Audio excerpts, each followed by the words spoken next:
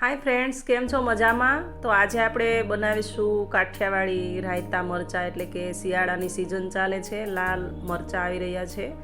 કડક એવા લાલ મરચાં લઈ લઈશું ને મરચાંને આપણે આથી લઈશું. આથેલા મરચાં પણ કહી શકો ને રાયતા મરચાં પણ કહી શકો. તો આ મરચાં આશરે મેં 500 ગ્રામ લીધેલા છે અને મરચાંને આ રીતે કટ લગાવી લઈશું. નાના મોટા કટ જે રીતે તમને અનુકૂળ લાગે એ રીતે કટ લગાવી શકો. ખાસ કરીને શિયાળામાં એકદમ સરસ એવા આ લાલ મરચાં આવે છે અને શિયાળામાં બનતું આ લાલ મરચાંનું અથાણું ખાવાની અંદર ખૂબ જ સ્વાદનો વધારો કરે છે. તો આ મરચાંના અથાણા માટે આપણે મસાલો જોઈ લઈએ. તો મસાલો અહીંયા મેં મેથીના કુરિયા આ 2 વાટકી લીધેલા છે, કારણ કે મેથીના કુરિયામાં વધારે જ નાખવાના અને રાઈના કુરિયા બહુ ઓછા નાખવાના. મેથી ખાવામાં એકદમ સારી હોય છે, હેલ્થ માટે પણ સારું છે. તો આ 2 વાટકી મેથીના કુરિયા અને 1 વાટકી રાઈના કુરિયા. હવે આમાં અડધી વાટકી આપણે વરિયાળી એડ કરી દઈશું. 1 ચમચી આમચૂર પાવડર એડ કરી દઈએ. આમચૂર પાવડરથી થોડી એવી ખટાશ મળશે. 1 ચમચી નમક એડ કરી દઈશું. અડધી ચમચી હળદર. ગેસ ઓન કરી 2 ચમચા તેલ ગરમ કરી લઈશું ને તેલને ફૂલ ગરમ કરી લઈશું. તેલ ગરમ થાય એટલે લવિંગ 5-6 નંગ એડ કરી દઈશું અને તીખા પણ એટલે કે મરી પણ 5-6 નંગ એડ કરી દઈશું. લવિંગ આ રીતે તતડે એટલે ઉપરથી કોઈ વાસણ રાખવું, કારણ કે લવિંગ ફૂટીને બહાર આવી શકે છે, ચહેરા પર પણ લાગી શકે છે. આ મસાલામાં ગરમ ગરમ આ તેલ એડ કરી દઈશું. જ્યારે મસાલાની અંદર આ તેલ તમે એડ કરો એ પહેલાં જ આમાં અડધી ચમચી હિંગ એડ કરી દેવી. ત્યાર પછી એના પર આ તેલ એડ કરી દેવું અને બરાબર આને ચલાવી લેવું. બસ આ રીતે ગરમ ગરમ આને એકદમ ચલાવી લઈશું ને ઠંડુ થવા દઈશું. ઠંડુ થાય પછી જ આ મરચાંની અંદર એડ કરીશું. અહીંયા જો આ 500 ગ્રામ મરચાંમાં મેં 1 ચમચી નમક નાખેલું છે.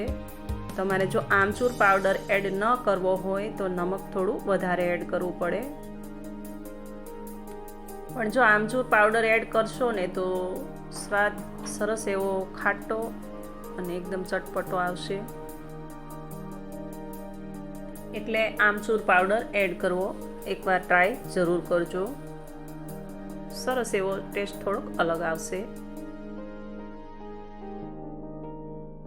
ગુજરાતી ઘરોમાં, ખાસ કરીને કાઠિયાવાડી ઘરોમાં તો આ અથાણું જોવા મળે જ છે, એટલે કે લગભગ બધાની ઘરે અથાણું આ બનતું હોય છે, પણ રીત સૌની અલગ અલગ હોય છે, થોડો ડિફરન્ટ હોય છે. તમે કઈ રીતે બનાવો છો એ મને જરૂરથી જણાવજો. જોઈ શકો છો તમે કે આ મસાલો એકદમ ઠંડો થઈ ગયો છે. બસ આ સ્ટેજ પર આપણે આમાં મરચાં એડ કરી અને મિક્સ કરીશું.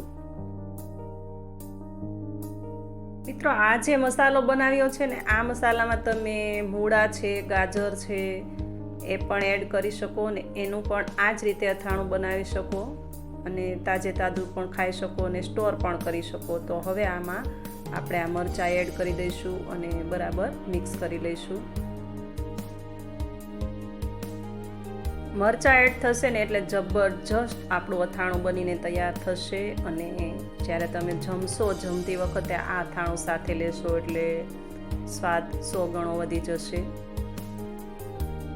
આપણે ત્યાં કેવું છે કે ડેઈલી ડીશની અંદર અથાણા, સંભારા, રાયતા અને ચટણી, જાતની ચટણી હોય છે, જાતના અથાણા હોય છે અને રાયતા પણ ઘણી વેરાયટીમાં જોવા મળે છે. તો એ બધું ડેઈલી ડીશમાં આપણે સામેલ કરવાથી સ્વાદમાં 100 ગણો વધારો થઈ જાય છે અને ખાવાનું પણ વધારે ચાલે છે ને એકદમ મસ્ત આપણું આ ગુજરાતી લાલ મરચાંનું અથાણું. તો તમે પણ બનાવજો અને મને કોમેન્ટ બોક્સમાં જરૂરથી જણાવો કે તમને કેવી લાગે છે મારી રેસીપી. તમને પસંદ આવે છે કે નથી આવતી, કોમેન્ટ બોક્સમાં જરૂરથી જણાવજો. બસ આ જ રીતે આમાં તમે મૂળા, ગાજર, ગાર્લિક, અદરક આ પણ એડ કરી શકો અને આ મસાલો બનાવીને અથાણું બનાવી શકો. સ્વાદ ખૂબ જ સરસ આવશે. તમે પણ બનાવતા જશો. તમે કઈ રીતે બનાવો છો એ જરૂરથી જણાવજો. અને મારી ચેનલ પર નવા હોય તો મારી આ ચેનલને સબસ્ક્રાઈબ કરજો. કોમેન્ટ બોક્સમાં જરૂરથી કંઈ લખજો કે જેથી કરીને મને ખબર પડે કે તમે લોકો મારા વિડીયો જુઓ છો, મારી સાથે જોડાયેલા છો. તો તૈયાર છે આપણું આ શિયાળાની સિઝનમાં બનતું લાલ મરચાંનું અથાણું, એટલે કે આથેલા મરચાં. દરેક ઘરમાં હોય જ છે, થોડો ડિફરન્ટ હોય છે. તો કેવી લાગી આજની આ રેસીપી તમને જરૂરથી જણાવજો. ફરી મળીશું આપણે એક નવી રેસીપી સાથે. ત્યાં સુધી આવજો. Thank you for watching.